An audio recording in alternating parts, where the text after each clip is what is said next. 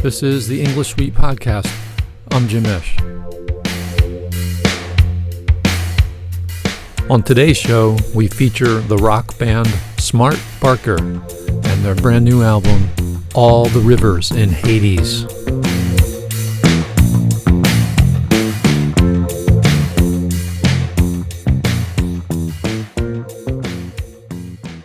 Welcome to the English Suite. This is Jim, and we're joined by two members of the band, Smart Barker, Mark Grable, and Dan Robinson. Welcome, gentlemen. Thank you, Jim. Thanks, Jim. Mark is a professor of English at Widener, and you're also the new director of the honors program in general education. Mm-hmm. Dan is a former English professor at Widener who has retired and moved on to pursue his music career full time. Yep. And I thought for our listeners who may not be familiar with your band, can you give us a little bit of history of the band? Because it's kind of complex, and I think you've been through name changes and all the rest of it. So who wants to take up the historical angle? Well, we can break it up. I'm going to let Dan start. Well, Mark and I started playing music together 25 years ago when we were both in grad school at the University of South Carolina. We had a duo called Bert and Ernie, but spelled B-U-R-T-O-N, Ernie. And we did one gig, Mark, didn't we? One gig. It was an Oxfam event, and we were the entertainment. Were you an acoustic duo, or was it electric too? Dan played acoustic and I played electric. Okay. That's right. Yeah. And but most of the time we just kind of sat over at Mark's place and made up funny songs. Some of them are still real gems that I go back to again and again. Well, and then I think we finished. You finished a year ahead of me? No, you finished a year ahead of me. I finished a year ahead. So I got a job at Widener, and then a couple years later, Mark got a job at Widener as associate provost, and we just decided to play again. That's when we formed Milton and the Devil's Party, and we did that for a while, about 10 years. We made 3 albums as Milton and the Devil's Party.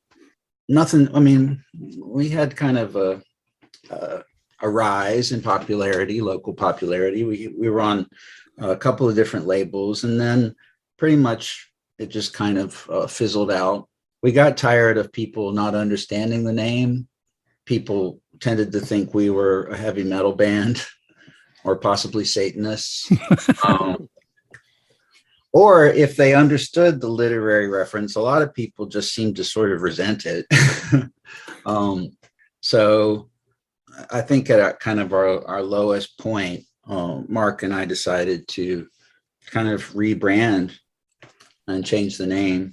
And so we became Smart Barker, and that name has some significance, but we're not going to talk about it. Well, I will say, Dan's right. There is a backstory, but I think the thing I like about the name is that it's much more open to interpretation than Milton and the Devil's Party was. I think it rolls off the tongue better than Milton and the Devil's Party. It's got the assonance, exactly, but you know, it lends itself to pithy responses when you're asked to explain. Like the few people who have ever asked me, I'd say it's a reference to my dog. he's a clever little fellow. He's a clever pooch, right? But also I think it fits us because I'd like to think that our lyrics tend to be on the intelligent side. And yet, you know, rock music, it's, you know, we're carnival barkers also. I mean, rock music is it's not to be taken that seriously. But there are other ways that you can spin the name. So I like the name. I mean, the original name, Milton and the Devil's Party, I thought was a pretty hilarious joke and had multi layers of humorousness to it, but mostly people didn't get it. And it was also hard to remember. I mean, you know, there were many shows where we played and the name was never presented correctly. I think we were Milton and the Devil's Family one time. We did. I don't know if you remember this, Dan, but we did want the name Milton originally, but we couldn't get it because some local blues guy already was known as Milton. So we realized that we could not pursue that, and so we went full on literary with it, with the reference to Blake, and then. I've always gotten the sense that your band has been in part about this blend of the literary and the rock music. And it seems like your new album, which is why we're here at all, is to celebrate the new release of your album, All the Rivers in Hades. It seems to be continuing that theme, where you're weaving in some literary consciousness with your rock music. Well, I mean, I think that songwriters write about their lives and what they know and what they see. And for us, we consume a lot of culture. We consume a lot of literature or TV and music, and that's just part of our life. And so it shows up in our lyrics, just like you might write about your grandmother or your dog. It's just a part of our lives, and we can't really leave it out. And we like it. We like it when we spot, things in other people's songs that we can connect with. And so this is just what we do. I think there is actually less literature on this album than previous ones. A lot more social, political, and other kind of pop culture stuff. Yeah, I would agree with that. But I also think in some ways it's our most intertextual record because there's a lot of references to, there are multiple references to the Smiths, which are a band that are a big influence on both Dan and me. And one of the things that we bonded over way back in the Bert and Ernie days.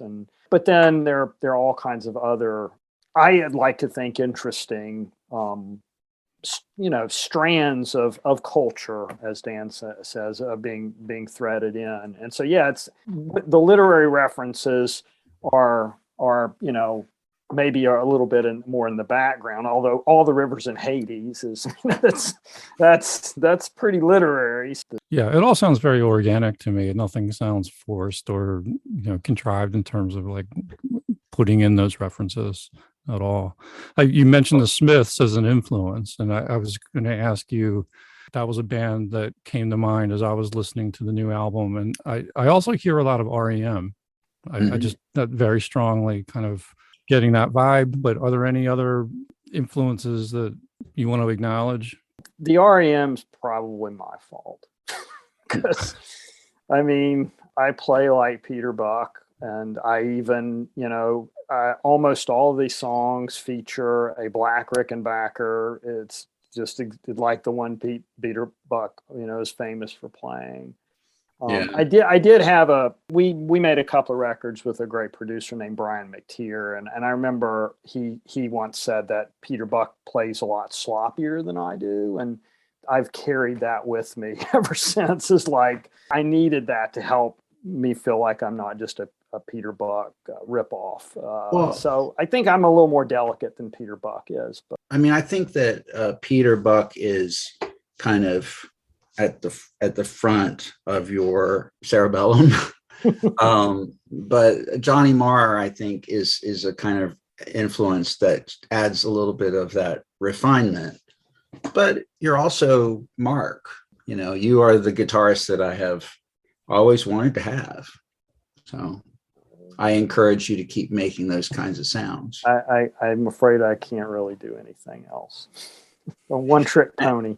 And plus, as I'm the bass player, so if I started playing like REM's bass player, nobody would recognize that as REM, So I kind of think, I used to run away from the Elvis Costello comparisons, and I don't think he's really a very relevant one, but the sound of our band would be something like if Elvis Costello were backed by the Smiths instead of the Attractions, because I will add that as far as influences are concerned, Colin Moulding from XTC, the bassist from XTC, was very much on my mind making this record, because this was the first record that we made where I didn't have to worry about singing and playing bass at the same time, because, you know, we don't play out anymore.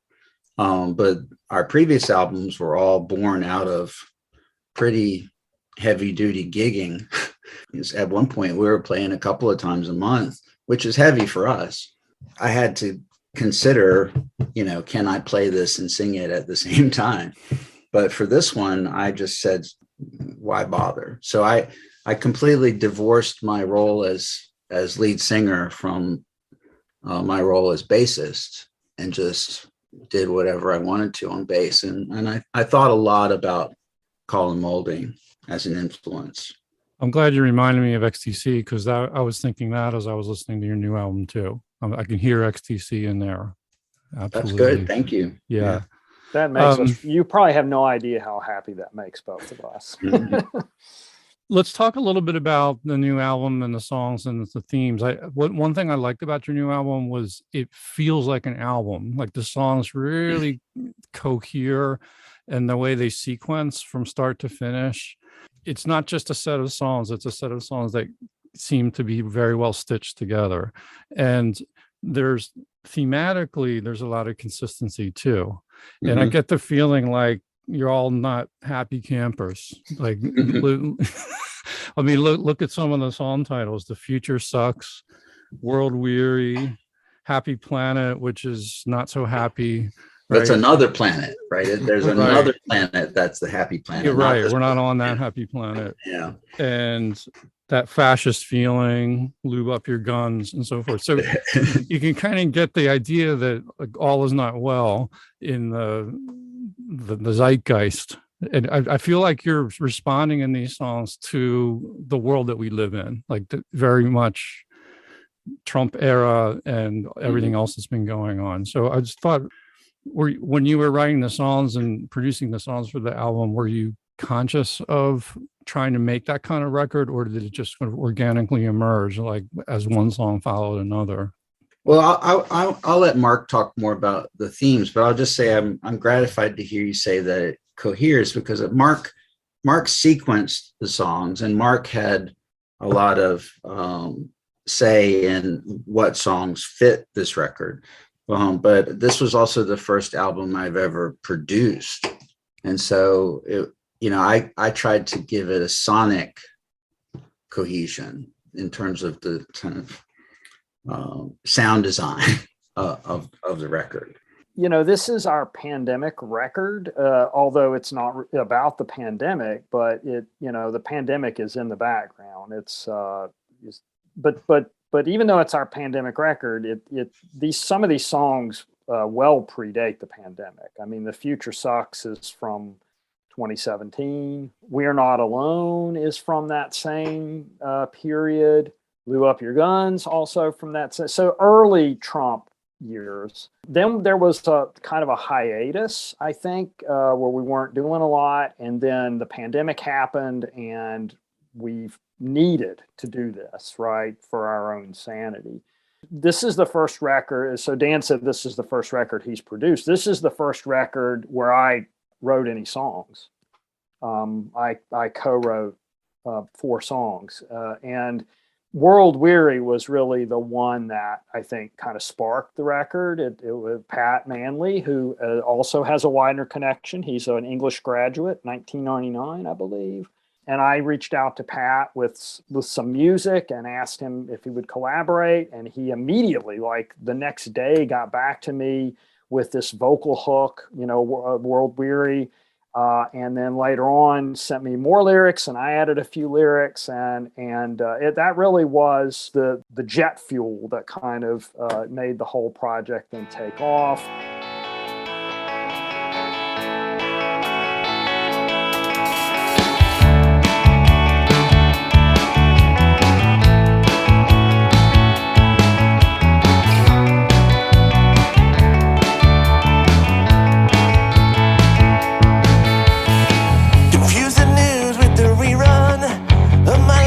Trip around the sun.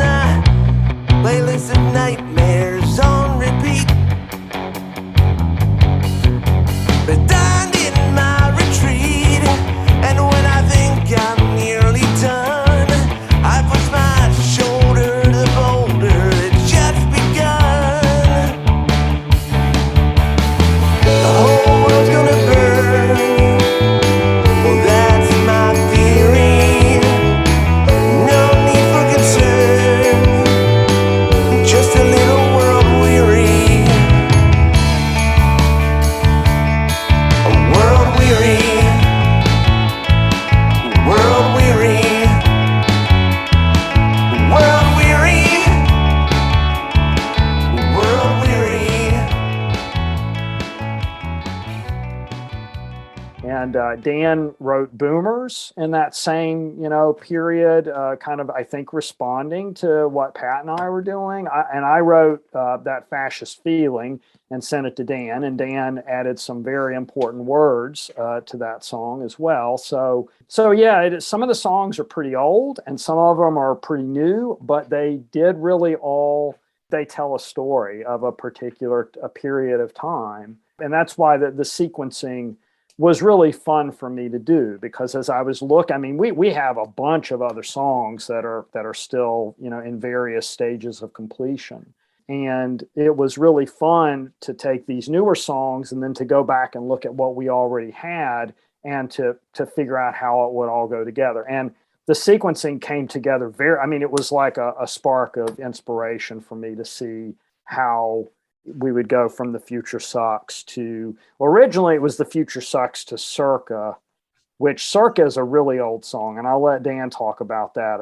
Dan wrote Circa before I even met him. Yeah. But then the song Another Hope was the very last one to be added. And, I guess it's appropriate that it's the last song on the record in that way too. Yeah, well, circa, it's called 6 years, parentheses, circa 1993, but we've always called it Circa. We used to play it in Milton and the Devil's Party, but it actually does date back to 1993. So it's an old song, but we've always planned on bringing it back and, making a kind of official version of it, but there's just something about the feel of this record that made it seem like that song should go on it.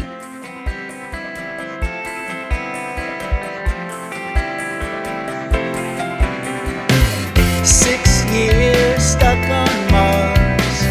It's been a long time. I still think of you when the atmosphere is slight. I still sign 87 on checks drawn on the banks of heaven, with no thought now to balance or gravity, and no one is losing sleep over worrying about me now.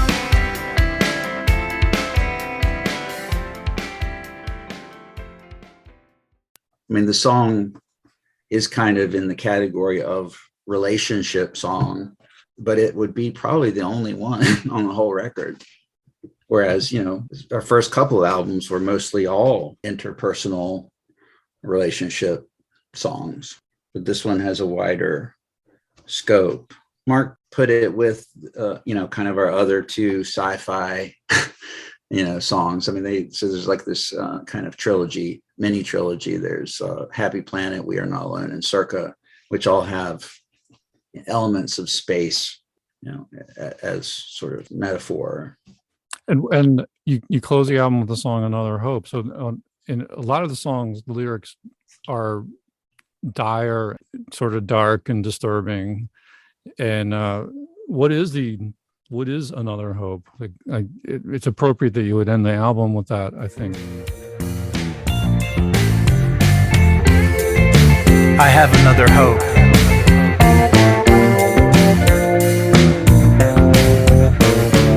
It's not gray or white, like a pile of dope. It won't seek justice, end of a rope.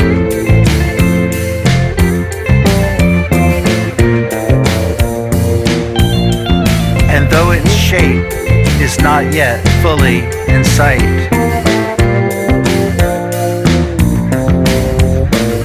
I know whatever it is, it writes.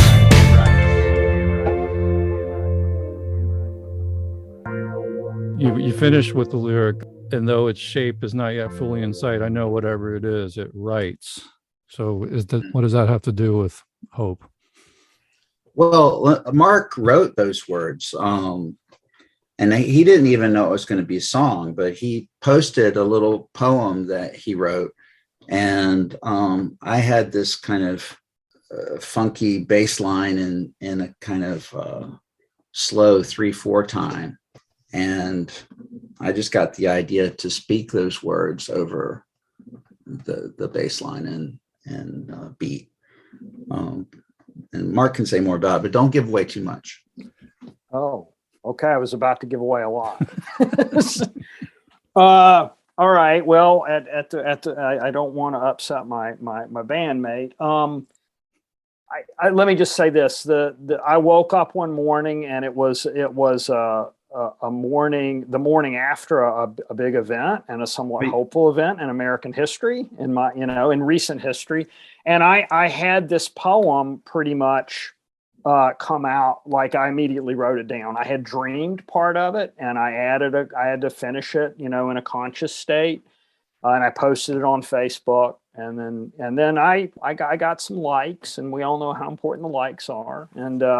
But then Dan saw it and he said, let's make a song out of this. And I was very skeptical, but it speaks to how unpredictable creativity can be. The lyrics were really a product of my unconscious or my subconscious. And then Dan had this piece of music that he had written, which was in a different context. So it's really kind of an interesting combination of the intentional and the conscious with the unconscious, and I'm glad that the record ends with this hopefulness, because, as you point out, there is just a lot of darkness, and I'm not the most optimistic guy in the world, so it's also ironic that those lyrics would come out of me. I would just add the darkness of the themes and the anger and the angst that's sort of in the grooves. It's married to this sort of jangle pop. Like I'm not saying the music's upbeat, but it's like it's a fun record to listen to. Mm-hmm. You know what I mean? It's not a downer. It's not goth. Yeah. Right. Well, 9 Inch Nails or something. Right. It's not. Industrial. It's an interesting marriage between lyrics and music that way. Well, our second album, How Wicked We've Become, is our kind of biggest, widest release, because we were on a label and it had big distribution and it got some press. And it's a pretty dark album, and one reviewer coined the phrase jangle noir to describe our sound. So I kind of like that. I like that.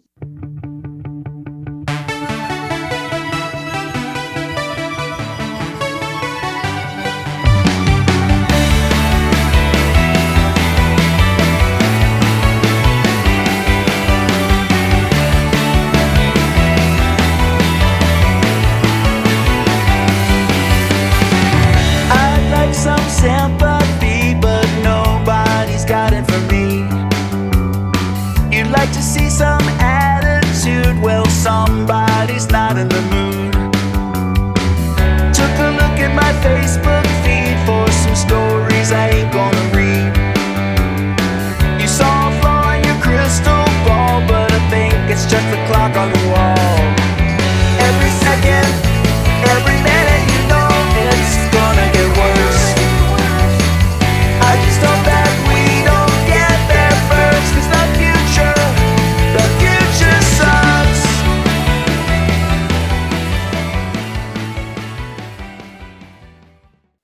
to say that by the way, Jim, I really appreciate your picking up on the marriage of, sort of dark lyrical content and somewhat brighter music. But as I've gotten older, the term jangle has begun to wear on me a little bit, because it's kind of the go-to to describe the kind of guitar playing that I do. But like the song, to me, jangle requires an acoustic and electric in the mix. That's sort of the classic thing that my ear listens for. And we have some of that on this record, but like World Weary, which I think is a song that people would immediately call jangle pop, doesn't have any acoustic guitars on it, I have to say. Like it has a strummy electric guitar and it has arpeggios, but Dan used the word chimey to describe the sound of that song. And I like chimey better than jangle. It's less tired as a descriptor. But having said that, when people think of jangle, they think of REM, they think of the Smiths, and I'm perfectly I think we're both perfectly happy to be, in that company. Yeah, to my ear, those first two songs sound like singles to me. The Future Sucks and World Weary could both be singles. Well, we did release an earlier version of The Future Sucks a year ago, just before the election. So it was a single, and it had a B-side, which is our cover of the theme to the Incredible Hulk TV show, which on Spotify is our most streamed song in our history on Spotify. So in that sense, it was a single, but now, now we've got 13 of these songs, and I guess whichever one we feature on a daily basis is the single for that day.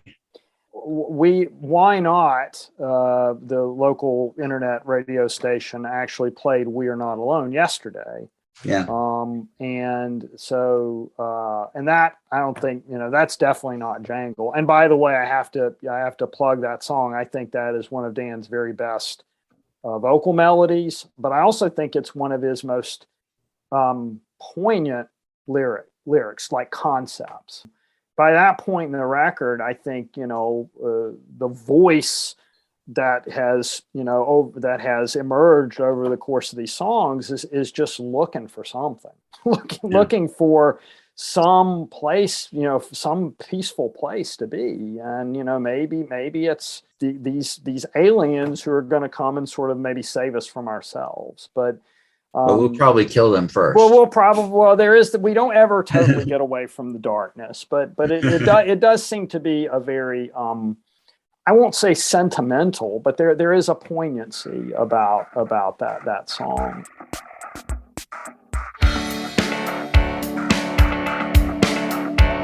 We all found out today that we are not alone, and the world collectively lost its shit. For how can we go on if we are not alone, when we all have just resigned ourselves to it?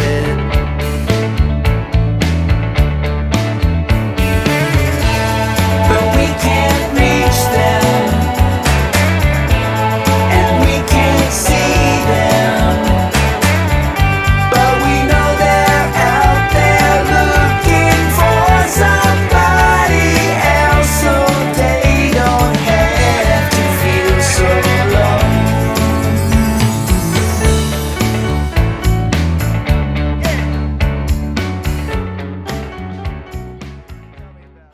But I also, those first two songs, "The Future Sucks" and "World Weary," I mean, on my phone, on Apple Music, those two songs have had stars next to them ever since the record came out on October 19th. And Dan and I have talked about, like, what does this actually mean? Like, how do those stars get assigned?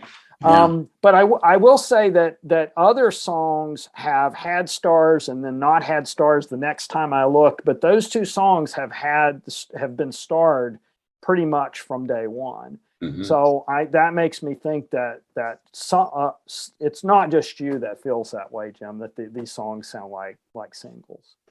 So let's get into a little bit about how you made the album, because this was during the COVID lockdown phase, and I assume you made it all at home. You didn't go into a studio. It was a home studio project, correct? Yeah. Well, I worked closely with our drummer to come up with the parts, and made sure that the drums were all rhythmically interesting and could go well with some cool bass lines. I'm really proud of the rhythm section on the record.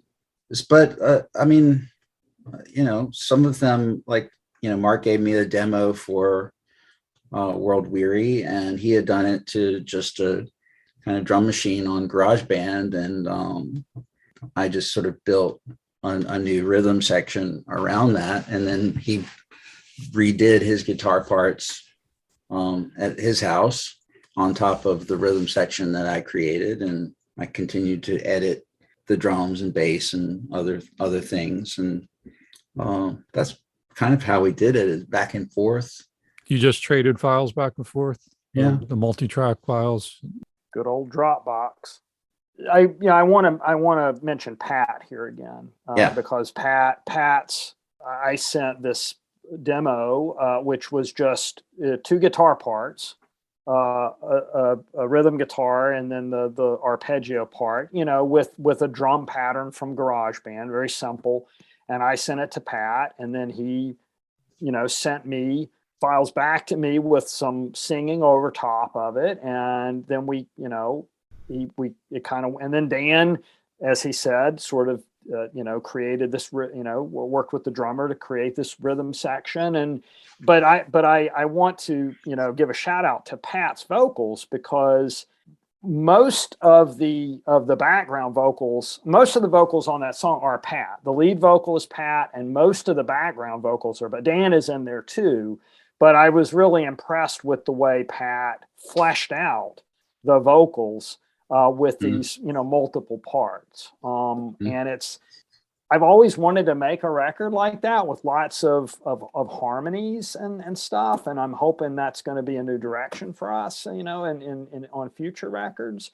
And we should also say that, we have had some good harmonies on our previous records. Pat is a big presence on our first album, and he does some work on our second album and co-wrote with me, I think, one of the best songs on that album.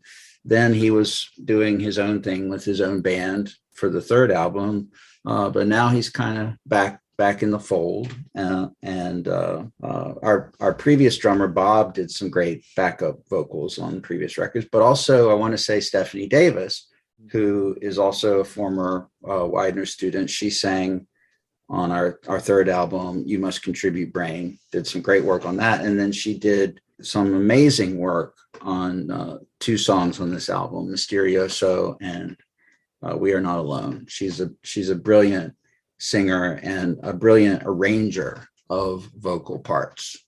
Also, my daughter does sing on Happy Planet too, and she's a very good singer.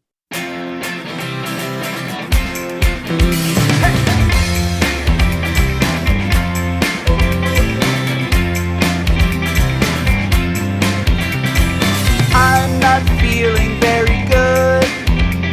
The world as it is, it disgusts me. And people who dream are not welcome here. And people who love are not welcome here. So I'm not feeling very good at all today. That's great. Where can people listen to your album? Well, I mean, it's available for streaming on all of the streamers that you can possibly think of. So it's on all of them. You can buy it on iTunes, although I don't know if anybody buys music anymore. You can buy it on CD Baby. And we are doing a small run of CDs just to have the actual artifact. And so we'll probably, I don't know, sell those on eBay or something, Yeah, promoting it is the hard part. And I don't think anybody's figured out how to crack that, because it used to be that, I mean, one thing that's always true about the music industry is that it is pay to play.